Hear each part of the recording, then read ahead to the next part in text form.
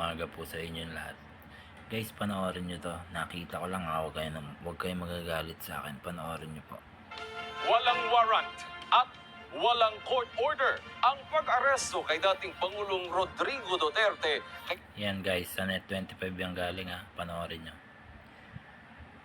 Kaya nalapag ang kanyang karapatan ayon sa inisyal na investigasyon ng Senado.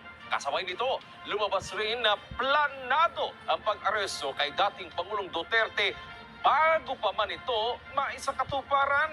Taliwas sa mga Inisyal na investigasyon ng Senado daw, kuno baga o hindi. Pakinggan nyo guys. payag ng Malacanang na Marso 11 ng madaling araw lang nila natanggap ang arrest warrant. Magbabalita si Mean Corbera.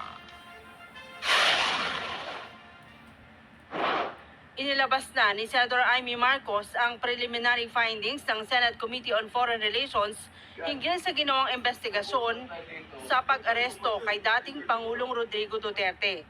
Ayon kay Marcos, malinaw na walang legal obligation ng Pilipinas na arestuhin si Duterte at i-turn over sa International Criminal Court. Wala anyang hawak na red notice mula sa Interpol, sa halip ang bitbit ng mga otoridad, diffusion na hindi umano verified ng Interpol Secretariat, walang kasamang request mula sa ICC para sa extradition o pag-surrender ni Pangulong Duterte. Malinaw din anya ang sinabi ni DILG Secretary John Vic Remulla sa isang TV interview na group effort ang pag-aresto kay Duterte at paghahatid dito sa ICC sa The Netherlands. Ipinagtapat naman ni Secretary Boyin Remulla na talagang nagbago. Tinatanong ko kung kailan nagbago at bakit nagbago at ano yung pagbabago. Sabi niya lahat naman tayo habang tumatanda, natututo at nagbabago ang isipan. Yun lang ang pinaliwanag niya.